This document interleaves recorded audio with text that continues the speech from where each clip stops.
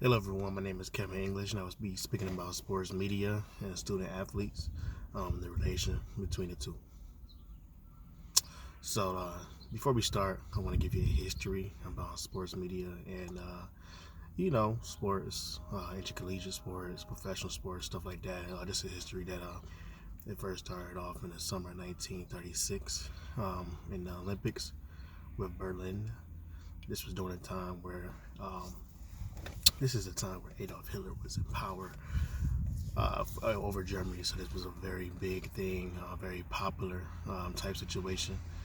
And then following that, in 1939 is when the United States was able to get their games televised, which was between Princeton and Columbia University. Their baseball team was actually televised by NBC. So these are the type of big events that will shape American history, the world history for years to come. The role of sports. Sports media has a big role in the sports realm because spectators and fans like me and other people, they don't get to see behind the scenes, what goes on in the everyday process of a basketball team, football team, college team, stuff like that. So the simple fact that televised games was being hosted where, fans from Hawaii want to see a Wisconsin Badgers game. That's the role sports media put in place. Sport media, keeping up with your favorite team, keeping up with your favorite players. Sport media has that role that we don't have, that we could probably never get access to unless we was in the team or in the administration, or we bought tickets of some sort to see the team. Benefits of the sports media is when you have high profile reporters speaking speaking about you, like Shannon Sharp, Skip Bayless, names like that could really put you in the limelight, right? Uh, like if you're a college student and you think about, you want to go to the NBA draft, football draft, stuff like that, the NFL, the NBA, these are the people that you want to criticize you, that you want to give you praise. And this can be like a symbol of, you doing something right as an athlete. You caught the eyes of big reporters.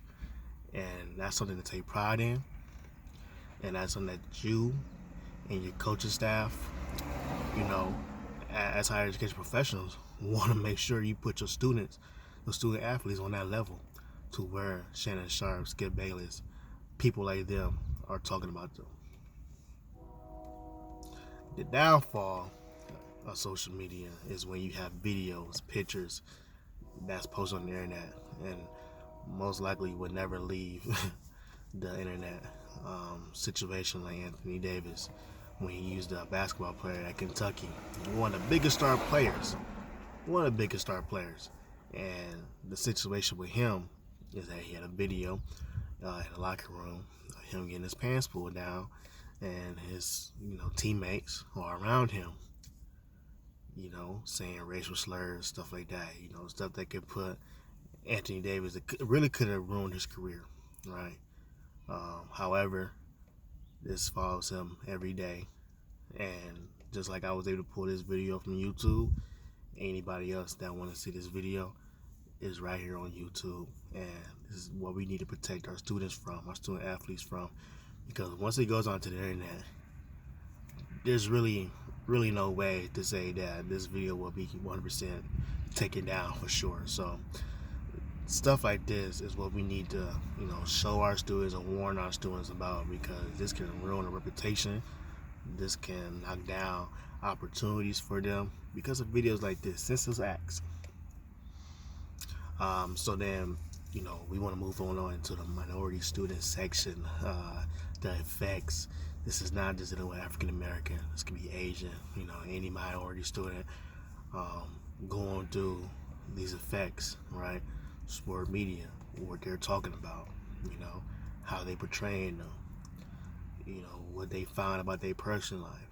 Like a perfect example is Penny Hardaway. He is the head coach for the Memphis Tigers. Um, one of the one of his players was he paid $11,000 for one of his players to move from Nashville to Memphis, and that got a big effect.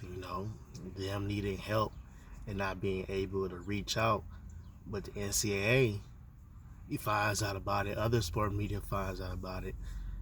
They end up getting a bad rep on it. So this is serious. The effects that comes with having a life on the front stage at all times, to the point where Penny Hardaway, his basketball program got fined. One of his players was benched for 12 games, and he just stopped playing for Memphis. The players stopped playing for Memphis, and he just trying to, weigh his options on being drafted. So this year will actually be the year if his player gets drafted. So there's a lot of effects that go into this. Social media and student athlete reputation. Representation is big. We have to let our students know that they have a voice whether they play basketball or not. In this situation, LeBron James was told to shut up and dribble by a news reporter, a female news reporter. But LeBron James didn't stop from there. He said, no, I'm not going to shut up and dribble. There's injustice going on. There's things that need to be spoken about, and I'm going to be the one to speak it. And that's what we need to really buckle down on our student athletes and let them know. Just because you play a sport doesn't mean you're not intelligent, you don't have a voice, you don't have feelings, you don't have thoughts, right? This is what us as higher education professionals really need, to uplift our students and let them know, hey, once you go on to the next level, there's going to be situations where you're going to need to stand up, and you shouldn't feel afraid to speak on any type of situation that you feel will benefit the population, the community around you, because this is important. Another big situation that's out there is sexualizing student athletes. I understand that student athletes that probably have the best physique, body wise, because they work so hard to keep their body in shape.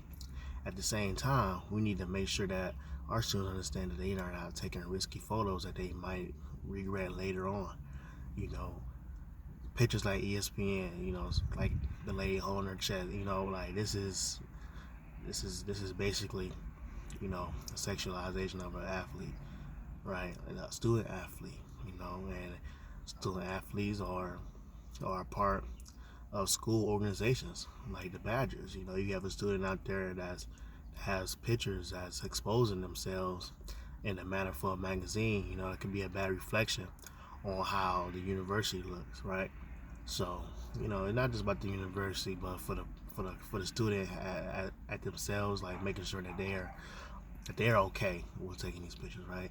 So if they ever get an offer to take pictures or anything like that, please tell them to talk to you or professional staff to really go over the merits, the guidelines of these photos to make sure that they're making the best decision for themselves and not for the magazine company that wants to show their body off in a way that the student might not be thinking at the time, just probably really be excited about doing it, but later regret it. So let's make sure as higher education professionals we really speak to our student athletes about this. And then protecting student athlete public image, really, there's so many things that can happen to our student athletes as far as what they're looking like in the public eye. How about us higher education professionals working with these students set up, food drives, community car wash, book drives, stuff like that, to keep the public image of our student athletes nice and clean and productive, right? This can also build, friendships amongst the community, and this can also give the university the reputation that it deserves, and the sports department the reputation it deserves, and the student athlete representation that they deserve as well as they move forward with their career. So, just being proactive and doing great things for the benefit of our student athletes will benefit us all. Here's the references for everything like that, the pictures that was in this slide, the video. The video was from YouTube, and the pictures in the slide is from Google Images. Thank you, everybody.